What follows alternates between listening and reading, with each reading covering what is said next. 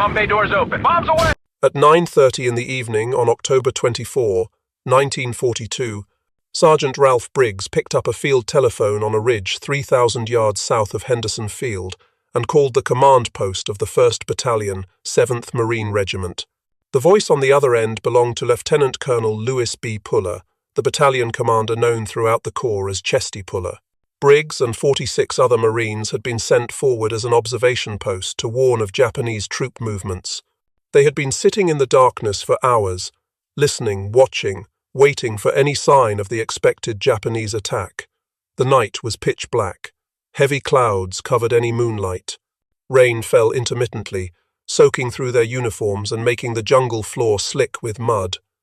The humidity was suffocating, even at night. Every sound seemed amplified in the darkness. The rustle of leaves, the calls of night birds, the distant rumble of artillery. Then Briggs heard something else. Voices, Japanese voices, lots of them. Movement through the jungle, the sound of thousands of men advancing. What Briggs reported would determine whether the Marines holding Henderson Field would survive the night. "Colonel, there's about 3,000 Japs between you and me." Puller asked if he was certain. "Positive. They've been all around us, singing and smoking cigarettes, heading your way." That warning gave Puller's battalion maybe 30 minutes before 3,000 Japanese soldiers from the Sendai Division would hit the southern defensive line. 30 minutes to prepare for an attack that could break through to Henderson Field. 30 minutes to check weapons, redistribute ammunition, call for artillery support, and steel themselves for what was coming. The Americans had 11,000 Marines and recently arrived army troops holding a defensive perimeter around Henderson Field. The Japanese had 20,000 soldiers on Guadalcanal, and their commander, Lieutenant General Harukichi Hayakutake, had spent 2 weeks positioning his forces for what he believed would be the decisive battle of the Pacific War. At the southern edge of the American defensive line, directly in the path of the Japanese assault, sat 2 sections of heavy machine guns, commanded by a 26-year-old sergeant named John Basilone. Basilone had been on Guadalcanal since September 18, 1942, when the 7th Marine Regiment landed on the island. He was from Raritan, New Jersey, the son of an Italian immigrant tailor. His father, Salvatore Basilone, had emigrated from Colle Sanita in southern Italy in 1903 and settled in Raritan, where he worked as a tailor. His mother, Dora Bensivenga, was born in the United States, but her parents had also come from the same region of Italy. John was one of 10 children in the family. He grew up in a working-class neighborhood where everyone knew everyone else. He attended St. Bernard Parochial school but dropped out after finishing 8th grade at age 15. He worked as a golf caddy at the local country club before deciding to join the military. In July 1934, at age 17, he enlisted in the United States Army. He was assigned to the 16th Infantry at Fort Jay, then transferred to the 31st Infantry Regiment. He completed his 3-year enlistment serving in the Philippines, stationed at Manila. It was there he became a champion boxer in the regimental competitions. His fellow soldiers started calling him Manila John, a nickname that stuck with him for the rest of his life. After his discharge in 1937, Basilone returned to the United States and worked as a truck driver in Reisterstown, Maryland. The work was steady but unsatisfying. He missed military life. He missed the camaraderie, the sense of purpose, the structure. By 1940, he decided to return to service. He believed he could get back to the Philippines faster by joining the Marine Corps rather than re-enlisting in the Army. So on July 11, 1940, he enlisted in the Marines at Baltimore. He went through boot camp at Marine Corps Recruit Depot, Paris Island, then additional training at Quantico and New River. The Marines recognized his previous military experience and his expertise with weapons. They made him an instructor. But Basilone wanted to be with a combat unit. He was assigned to D Company, 1st Battalion, 7th Marines as a machine gun section leader. His army training made him one of the most knowledgeable machine gunners in the battalion. The M1917. A 1 heavy machine gun was a complex weapon that required proper handling, maintenance, and tactical employment.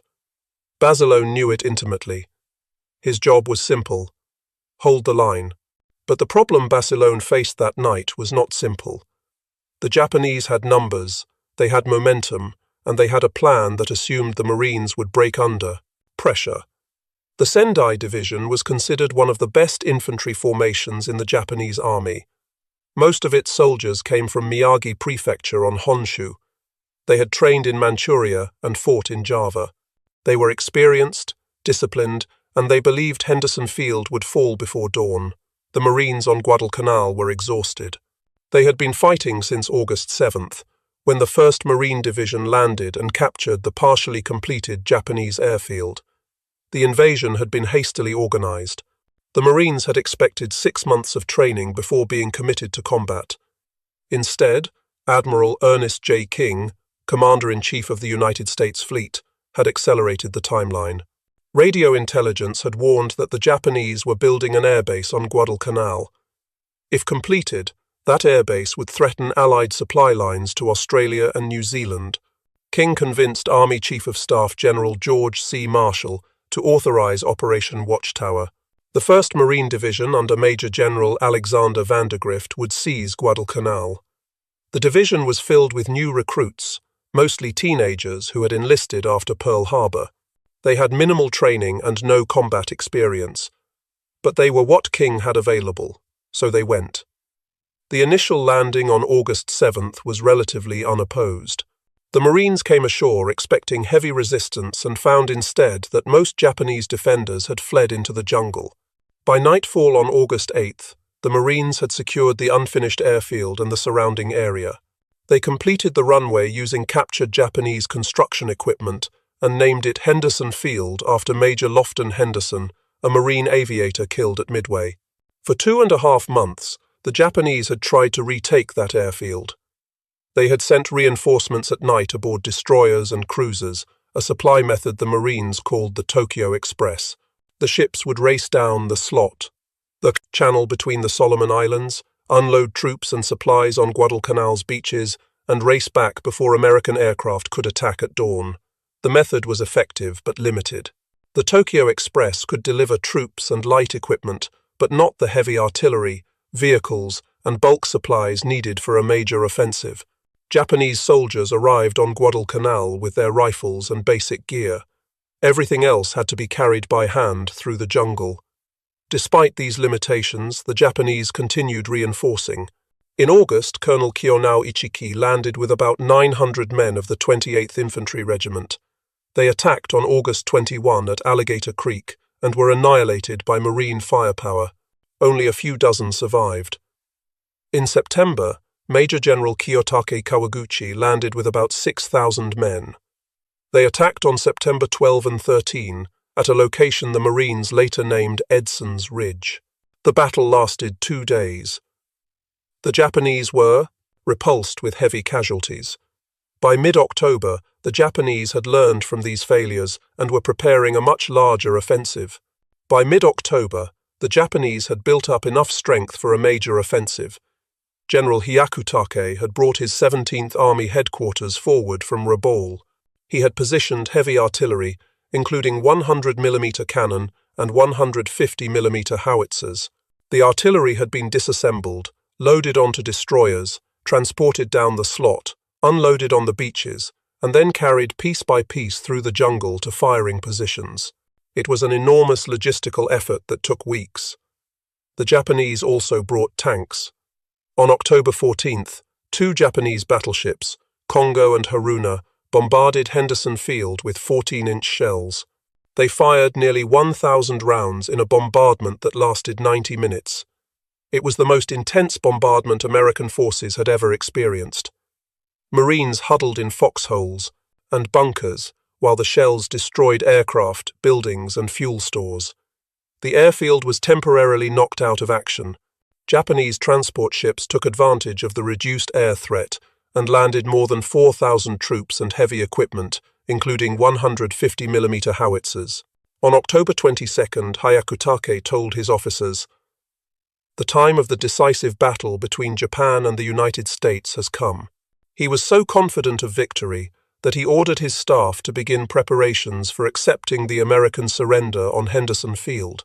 He wanted the ceremony to be elaborate, something that would impress the entire Japanese army.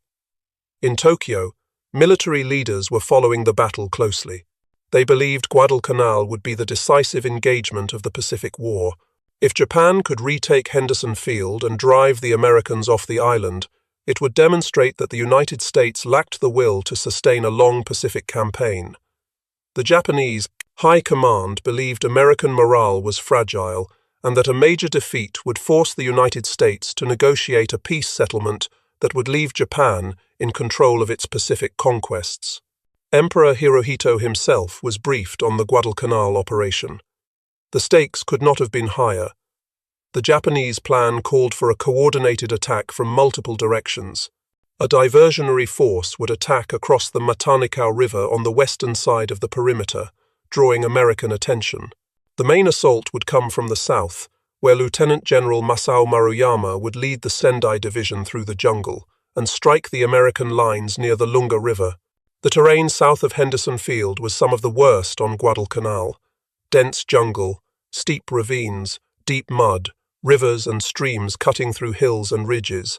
The Japanese had started building a trail, called the Maruyama Road, on October 12th.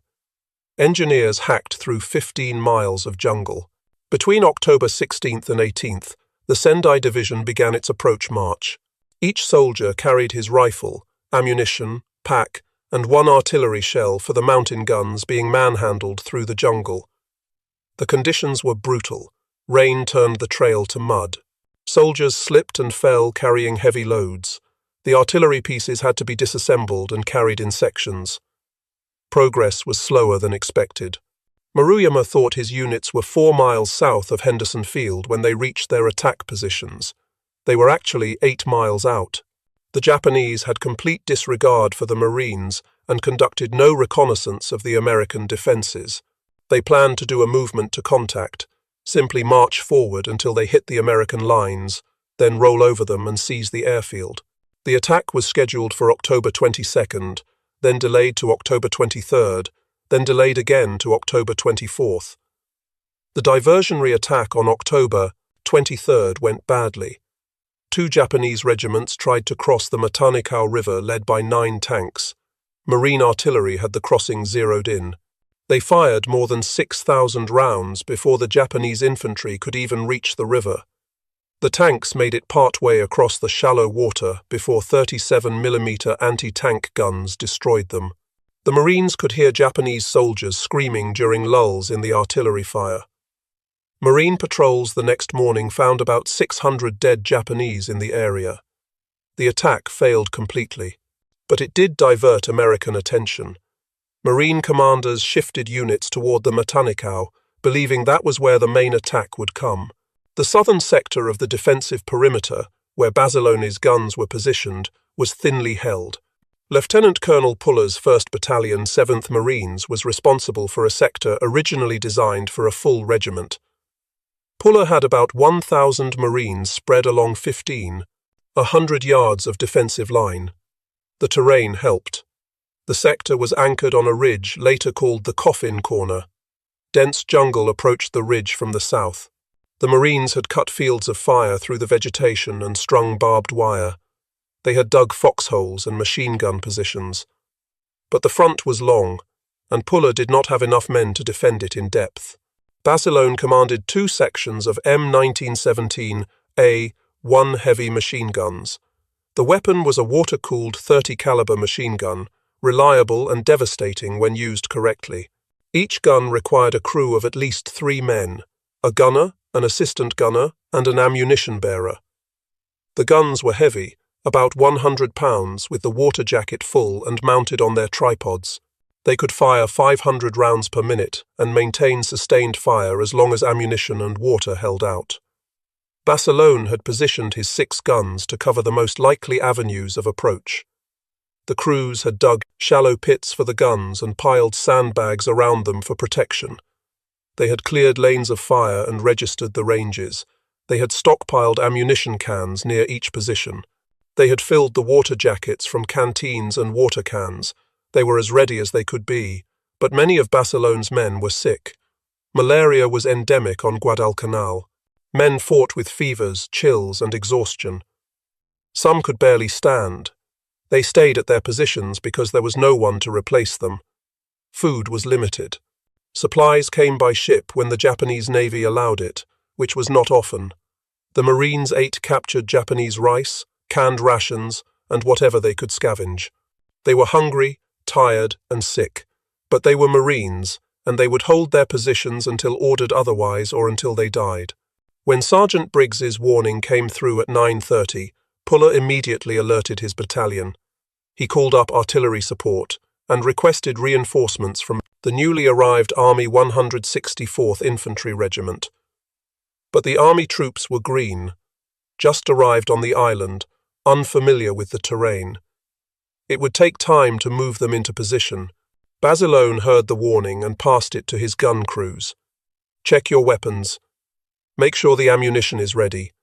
Fill the water jackets. Clear the fields of fire. Then wait. The jungle south of the ridge was pitch black. No moon, heavy cloud cover, occasional rain squalls. The darkness was so complete that a man could not see his hand in front of his face. The Marines listened. They heard movement in the jungle, voices speaking Japanese, the clink of equipment. The sounds grew louder, closer. Then came singing. Japanese soldiers singing as they moved through the jungle toward the American lines. They were making no attempt at noise discipline. They believed the Americans would break and run at the first contact. The singing stopped. The night went silent except for the rain and the sounds of the jungle. Then the artillery started. Japanese mountain guns and mortars opened fire on the ridge. Shells crashed into the Marine positions. The explosions lit up the night in brief flashes. Shrapnel whined through the air. Men screamed when they were hit. The barrage lasted 30 minutes. It was heavy but not overwhelming. The Japanese had struggled to move their artillery through the jungle and had limited ammunition. When the barrage lifted, the infantry assault began. The Japanese came out of the darkness in waves, hundreds of men screaming banzai and charging up the ridge toward the Marine positions. Basilone opened fire. The 6 heavy machine guns hammered out rounds. Tracers arced through the darkness. The sound was deafening. The guns fired in long, sustained bursts, sweeping across the fields of fire. The Japanese soldiers ran straight into the wall of fire. Men fell in clusters. The lead ranks collapsed. Those behind stumbled over the bodies and kept coming. The people. Machine guns never stopped firing. Basilone moved from gun to gun, directing fire, helping crews clear jams, bringing up ammunition. His hands moved automatically, trained by years of practice. He had learned machine gunnery in the army and had trained Marines in its use. He knew the weapon better than anyone in the battalion. The first wave broke. The Japanese pulled back into the jungle, regrouped, and came again. The second wave was larger, better organized. They threw grenades as they advanced. Mortar rounds fell among the Marine positions. One of Basilone's gun crews took a direct hit. The gun was destroyed. 3 men were killed instantly. Basilone grabbed the spare gun, dragged it to a new position, set it up, and opened fire. The gun was hot. The barrel glowed red in the darkness. Steam rose from the water jacket. Basilone fired anyway, burning his hands on the metal, ignoring the pain. The second wave broke. The Japanese pulled back again. Basilone assessed his situation. 2 of his 6 guns were destroyed. Several crew members were dead or wounded. Ammunition was running low. The remaining crews were exhausted. Some were wounded and still fighting. Others were sick with malaria and shaking with fever. But they held their positions. The Japanese came a third time. This wave hit multiple points along the defensive line simultaneously. They were trying to find a weak spot, a gap in the defenses they could exploit. Basilone's sector took the heaviest pressure. Hundreds of Japanese soldiers charged the ridge. The machine guns opened fire again. But now ammunition was becoming critical. The crews were burning through belts faster than they could reload. Basilone realized they would run out of ammunition before dawn. And if they ran out, the Japanese would overrun the position and reach Henderson Field. Without the machine guns, there was nothing between the Japanese and the airfield, except a few exhausted Marines with rifles. Basilone made a decision that, violated every tactical principle in the Marine Corps manual. He left his position in the middle of a firefight and ran back through the jungle to retrieve more ammunition. The nearest ammunition dump was approximately 150 yards behind the front line. Basilone ran through the darkness, carrying his .45 caliber pistol. Japanese infiltrators were everywhere. Small groups had gotten through the lines and were moving behind the Marine positions. Basilone could hear them in the jungle, could hear them firing at Marines in their foxholes. He kept running. He reached the ammunition dump, loaded himself with as many belts and cans as he could carry, and ran back. The weight was staggering. Approximately 90 pounds of machine gun ammunition, belts draped over his shoulders, cans clutched in both hands. He ran through the darkness, through the mud, through the Japanese infiltrators. He made it back to his guns and distributed the ammunition. The crews reloaded and continued firing. Basilone made that run 3 more times during the night, each time carrying 90 pounds of ammunition through enemy-held jungle, each time making it back alive, each time keeping his guns firing. On the second run, he encountered a group of Japanese soldiers who had infiltrated behind the lines. They were crouched near a fallen log, attempting to work their way toward the Marine command post. Basilone saw them in a brief flash of artillery fire. He dropped the ammunition he was carrying, drew his .45 caliber pistol, and fired. The range was close, maybe 15 feet. He killed 3 Japanese soldiers before the others scattered into the darkness. He retrieved the ammunition and continued his run to the gun positions. On the third run, Japanese mortar fire was falling along the trail he was using. He could hear the shells coming, that distinctive whistle as they arced through the night sky. He threw himself flat each time he heard one coming, pressed his face into the mud, felt the concussion as the shell exploded nearby. Shrapnel whined overhead. When the explosion faded, he got up and kept running. The weight of the ammunition made him slow, made him an easy target, but stopping was not an option. His Marines needed ammunition. Without it, they would die, and the position would be overrun. On the fourth run, he was so exhausted he could barely stand. His legs shook, his hands trembled, his vision blurred. He had not slept in over 30 hours. He had not eaten in over 12 hours. He was operating on adrenaline and willpower. But he made the run, delivered the ammunition, and returned to his guns. Around midnight, another gun was destroyed by a grenade. Basilone was moving to replace it when he saw the problem. The Japanese dead were piling up in front of the Marine positions. The bodies were stacked so high they were blocking the fields of fire. The machine guns could not depress low enough to hit the Japanese soldiers advancing behind the piles of corpses. Basilone called for volunteers. Several Marines crawled out of their positions and dragged Japanese bodies out of the way, clearing the fields of fire. They did this under fire, with Japanese soldiers shooting at them from less than 50 yards away. They cleared enough space for the guns to resume effective fire. The battle continued. Wave after wave of Japanese soldiers charged the ridge. The machine guns cut them down. The Japanese kept coming. They were brave, determined, and committed to taking Henderson Field. They believed their emperor had ordered it, and they would die trying. The Marines were equally determined. They had taken Henderson Field in August, and they would not give it up.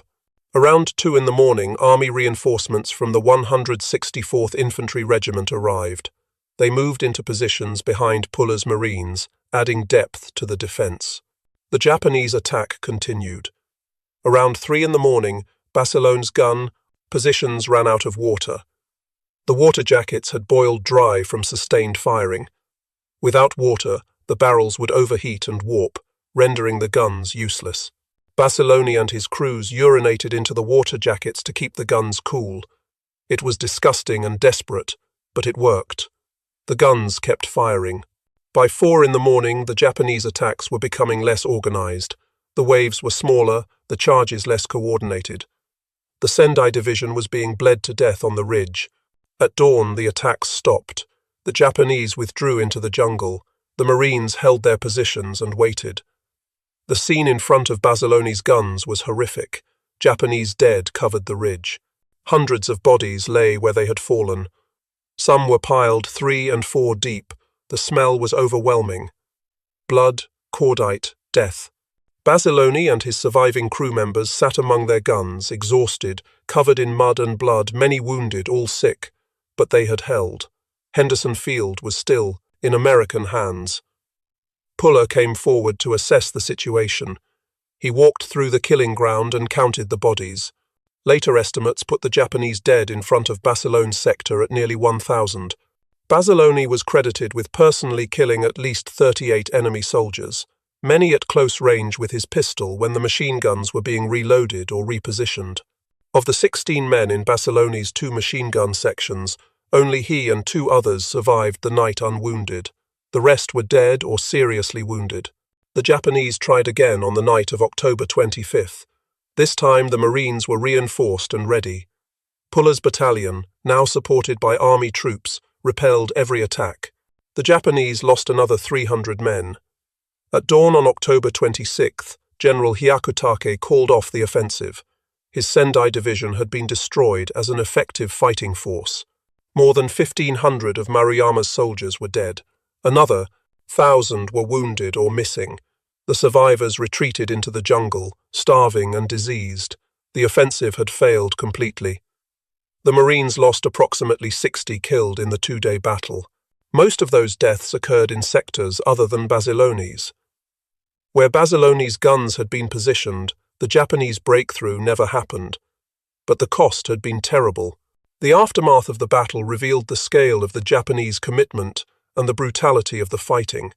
Marine patrols found Japanese soldiers who had been carrying personal belongings wrapped in cloth, family photographs, letters from home. They had expected to die on Guadalcanal. Many had written farewell letters before the attack. They believed they were sacrificing themselves for their emperor and their nation. One Marine patrol found a Japanese officer's diary. The entries described the march through the jungle, the difficulty of the terrain, the shortage of food and water. The last entry, written hours before the attack, said the officer was proud to die for the emperor and hoped his death would contribute to Japan's final victory. He asked that his family be notified that he had died honorably in battle. Another patrol found letters from Japanese soldiers' families, mothers writing to sons, wives writing to husbands, children writing to fathers. The letters spoke of pride in their service, hopes for their safe return, descriptions of life back home. The Marines who found these letters were struck by how similar they were to their own letters from home. The enemy they were killing were not faceless monsters. They were men with families, hopes, and fears, fighting for their country just as the Marines were fighting for theirs. But understanding that did not change the reality of combat. The Japanese had attacked with the intent to kill every Marine on the ridge and take Henderson Field. The Marines had defended with the intent to stop them. Both sides fought with everything they had. One side won, the other side lost. That was the nature of war. The American victory at Henderson Field marked the turning point of the Guadalcanal campaign. Before the battle, the outcome of the campaign was in doubt. The Japanese had numerical superiority on the island. They had more troops, more artillery, and a seemingly endless willingness to send reinforcements. After the battle, the momentum shifted decisively to the Americans. The Japanese had committed their best troops and their heaviest firepower to the October offensive. When that offensive failed, they had nothing left to try. The Sendai Division, considered one of the elite formations of the Japanese army, had been effectively destroyed. Its regiments were shattered, its battalions were at half strength or less, its soldiers were starving, diseased, and demoralized. The division retreated into the jungle and spent the next weeks trying to survive rather than fight. The Japanese Navy attempted to deliver reinforcements in November during the naval battle of Guadalcanal, but American naval forces intercepted and destroyed most of the convoy. Japan lost 2 battleships, 1 cruiser, 3 destroyers, and 11 transport ships. Thousands of Japanese reinforcements drowned or were killed before reaching shore. After that defeat, the Japanese High Command accepted that Henderson Field could not be retaken. They began planning to evacuate their forces from Guadalcanal. The evacuation, called Operation KE, took place between January and February 1943.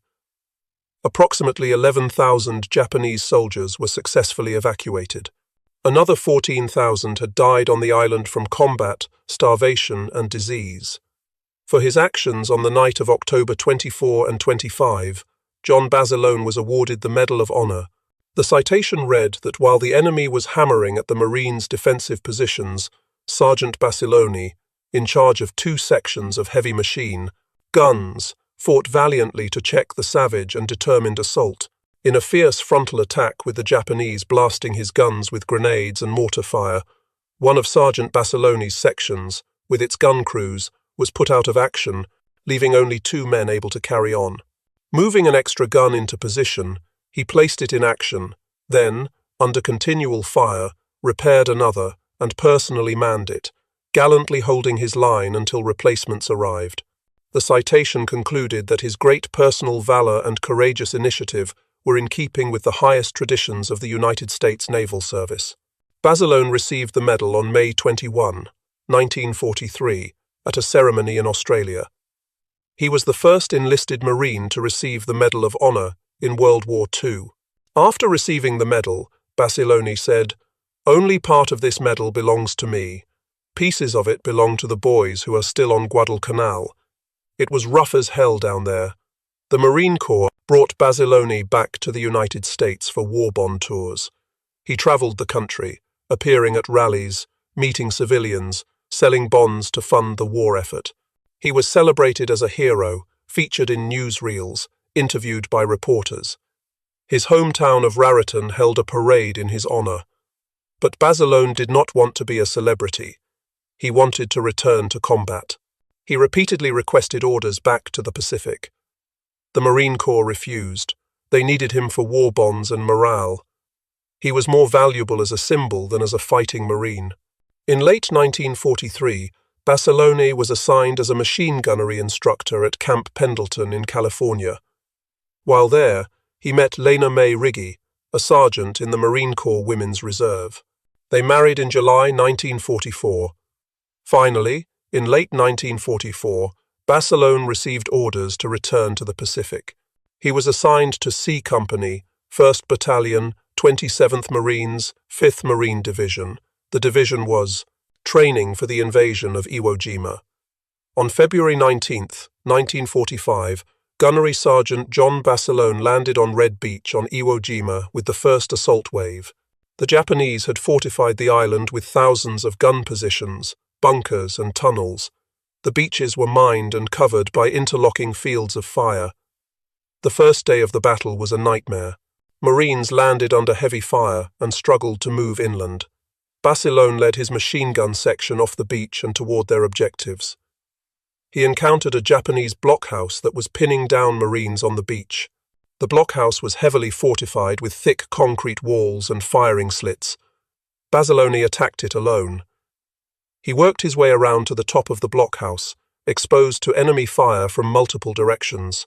He dropped grenades and demolition charges through the gun ports. The explosions destroyed the blockhouse and killed the entire Japanese crew. With the blockhouse eliminated, the Marines could advance off the beach. Basilone then guided a trapped Marine tank out of a minefield. The tank had driven into a buried mine pit and was stuck, unable to move, taking fire from Japanese positions. Basilone walked in front of the tank, exposed to enemy fire, directing the driver through the minefield to safe ground. The tank was saved and continued supporting the infantry advance. Minutes after clearing the tank from the minefield, John Basilone was killed by a Japanese mortar shell. He was 28 years old. He had been on Iwo Jima for less than 3 hours. For his actions on Iwo Jima, Basilone was awarded the Navy Cross posthumously. The citation read that he displayed great personal valor and courageous initiative, and concluded that his actions helped Marines break through the Japanese defenses during the critical early hours of the invasion. John Basilone became the only enlisted Marine in World War II to receive both the Medal of Honor and the Navy Cross. His body was returned to the United States and buried in Arlington National Cemetery. His widow, Lena, never remarried. She wore her wedding ring until her death in 1999. In Raritan, New Jersey, A parade is held every year in Barcelona's honor. A statue of him stands in the town, depicting him cradling his water-cooled 30-caliber machine gun, just as he did on the night of October 24, 1942. A Navy destroyer escort, USS Barcelona, was named in his honor. The ship served from 1949 until 1977. In 2010, HBO released a miniseries called The Pacific that depicted Barcelona's service at Guadalcanal and Iwo Jima. Private First Class Nash W. Phillips, who fought with Barcelona on Guadalcanal, later recalled what he saw that night. Barcelona had a machine gun on the go for 3 days and nights without sleep, rest, or food. He was barefooted and his eyes were red as fire. His face was dirty black from gunfire and lack of sleep. His shirt sleeves were rolled up to his shoulders. He had a .45 tucked into the waistband of his trousers. He just dropped by to see how I was making out, me and the others in the section. I will never forget him. He will never be dead in my mind. Lieutenant Colonel Chesty Puller, who commanded the battalion that night, later reported that there were nearly 1,000 enemy dead in front of his positions, with several hundred more between the American lines and the wire. What the Japanese did not understand was the nature of the men they were fighting. The American Marines on Guadalcanal were not the soft, undisciplined troops Japanese propaganda claimed they were. Japanese military doctrine in 1942 was heavily influenced by Bushido, the warrior code that emphasized spirit over material. Japanese training taught soldiers that superior fighting spirit could overcome enemy firepower. This belief had served Japan well in its war against China, where Japanese troops often defeated larger Chinese forces through aggressive tactics and willingness to accept casualties. But the Americans were not the Chinese. American military doctrine emphasized firepower, combined arms, and defensive positions. American training taught Marines to use cover, coordinate supporting fires, and employ weapons with maximum effect. When Japanese infantry charged American defensive positions, they were not facing demoralized Chinese troops. They were facing well-trained Marines with machine guns, mortars, and artillery support. The Japanese belief in spiritual superiority led them to consistently underestimate American military capability. Before the Guadalcanal campaign, Japanese intelligence estimated American strength on the island at 2,000 troops. The actual number was over 11,000. Japanese commanders assumed Marines would break and run when faced with determined attacks. Instead, Marines held their positions and fought back. Japanese soldiers were taught that Americans valued their own lives too highly to stand and die. The night of October 24 proved that assumption catastrophically wrong. The Sendai Division had expected to march through the Marine positions and seize the airfield with minimal resistance. What happened instead was that they discovered American Marines would not only stand and fight, but would continue fighting under conditions that should have caused any reasonable person to retreat. Barcelona's gun crews held their positions even when outnumbered 20-1. They held when their guns were being destroyed by grenades and mortars. They held when they were running out of ammunition. They held when they were wounded and sick.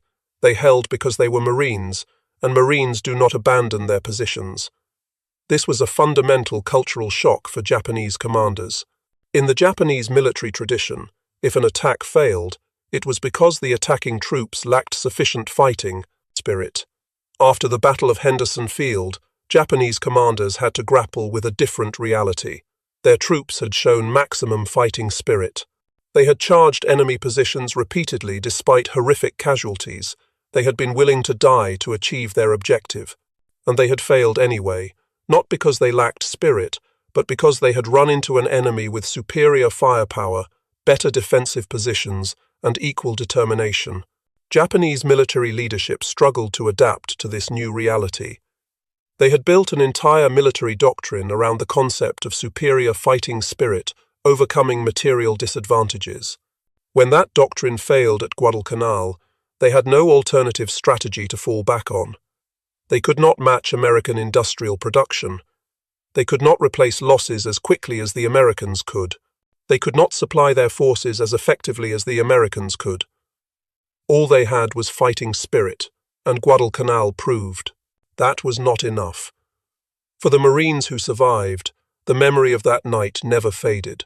They had faced an enemy who outnumbered them 3-1, who was willing to die to reach their objective, who charged again and again despite horrific casualties, and they had held.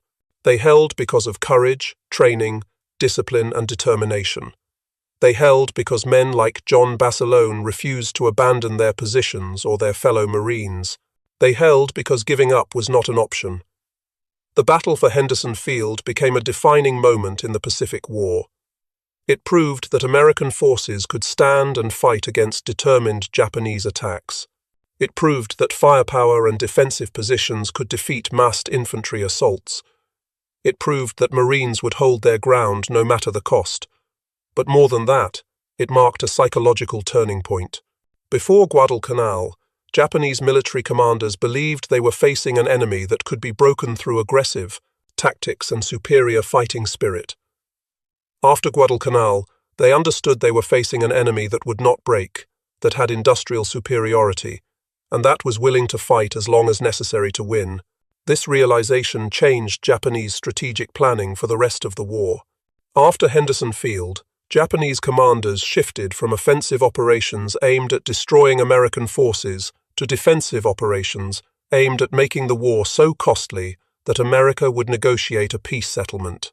This defensive strategy failed because it was based on a fundamental misunderstanding of American national character.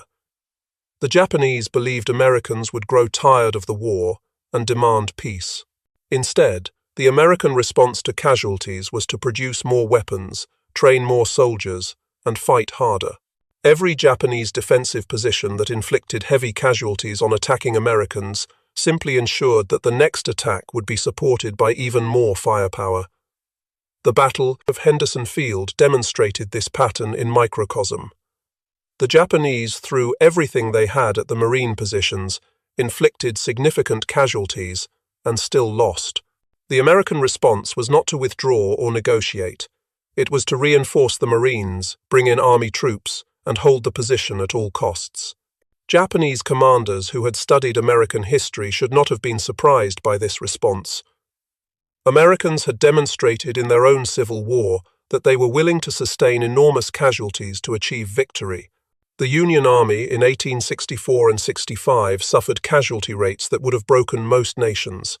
But the Union kept fighting, kept sending more troops, kept attacking until the Confederacy collapsed. The same pattern repeated in World War I, when American forces took heavy casualties but kept attacking until Germany surrendered. Japanese military leaders either did not understand this aspect of American character or did not believe it applied to a war in the Pacific. Guadalcanal taught them otherwise. John Basilone's story became legendary in the Marine Corps. His name is taught to every Marine recruit. His actions are studied in military academies. His legacy lives on in the Corps he served. But Basilone never sought glory or recognition. When asked about his actions, he consistently deflected credit to the Marines he fought with. He believed he had simply done his job, nothing more. The truth is that his job on that night was impossible. Holding a 1,500-yard defensive line with 1,000 Marines against 3,000 attacking Japanese soldiers should not have been possible. But Basilone and the men of the 1st Battalion, 7th Marines, made it possible. They held because there was no other option. They fought because that was what Marines do. And they won because men like John Basilone refused to accept defeat. In the years since the war, historians have analyzed the battle and debated why the Japanese offensive failed. Some credit American firepower, specifically the effectiveness of the M1917, a one machine gun in defensive positions. Others point to Japanese tactical errors, including the failure to conduct proper reconnaissance, the decision to attack at night through difficult terrain, and the reliance on frontal assaults against prepared positions. Still others note the difficult terrain and supply problems that prevented the Japanese from bringing their full strength to bear at the critical point. Technical factors played a role. The M1917A1 machine gun, when properly employed, could fire 500 rounds per minute with effective range out to 1,500 yards. A single gun with sufficient ammunition could stop an infantry company in its tracks. Basilone's 6 guns, firing overlapping fields of fire, created a killing zone that no infantry force could cross.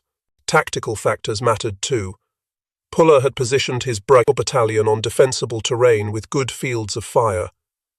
The Marines had dug in, established clear lanes of fire, and registered their supporting artillery. When the Japanese attacked, they were advancing uphill at night through jungle against an enemy that knew exactly where they were coming from. Strategic factors were decisive. The Japanese needed to take Henderson Field to win the Guadalcanal campaign. The Marines needed to hold Henderson Field to keep the Allies in the Solomon Islands. For the Japanese, losing the battle meant losing momentum and ultimately losing the campaign. For the Marines, losing the battle meant losing the airfield and potentially being driven off the island. Both sides understood the stakes. But ultimately, the battle came down to individual Marines at individual defensive positions, making the decision to hold or fall back. At Bazilone's position, that decision was never in doubt. He and his remaining crew members fought until they physically could not continue. They did not retreat when they were outnumbered. They did not retreat when their positions were being hit by grenades and mortars. They did not retreat when they ran out of water for the gun jackets. They held because that was what Marines do. Other sections of the defensive line told similar stories. Earlier in the campaign, on August 21st, Private First Class Al Schmid had demonstrated the same determination at the Battle of Tenarue River. When his machine gunner was killed and his gun commander wounded, Schmid took over the weapon. Even after a grenade explosion blinded him, he continued firing based on voice directions from Corporal Leroy Diamond until reinforcements arrived. More than 200 Japanese dead were counted in front of his position. Schmid received the Navy Cross for his actions. Platoon Sergeant Mitchell Page, commanding a machine gun section in another part of the line, held his position through multiple Japanese attacks on October 26th. When all his gun crews were killed or wounded, Page manned one of the guns alone, firing it from the hip while moving along the ridge to cover multiple firing positions. He received the Medal of Honor for his actions that night. These men and dozens of others whose names were never recorded in official reports held the line on Guadalcanal. They were the reason Henderson Field remained in American hands. They were the reason the Japanese offensive failed. They were the reason the United States maintained its foothold in the Solomon Islands and eventually pushed north toward Rabaul and the Japanese home islands. That is the story of how one Marine held off an entire Japanese night assault, not entirely alone, because he had 15 men in his 2 machine gun sections. But by the end of the first night, only 3 of those 16 men were still standing. And John Basilone was one of them. If you found this story as compelling as we did, please take a moment to like this video. It helps us share more forgotten stories from the Second World War. Subscribe to stay connected with these untold histories. Each one matters. Each one deserves to be remembered. And we would love to hear from you. Leave a comment below telling us where you are watching from. Our community spans from Texas to Tasmania. From veterans to history enthusiasts, you are part of something special here. Thank you for watching, and thank you for keeping these stories alive.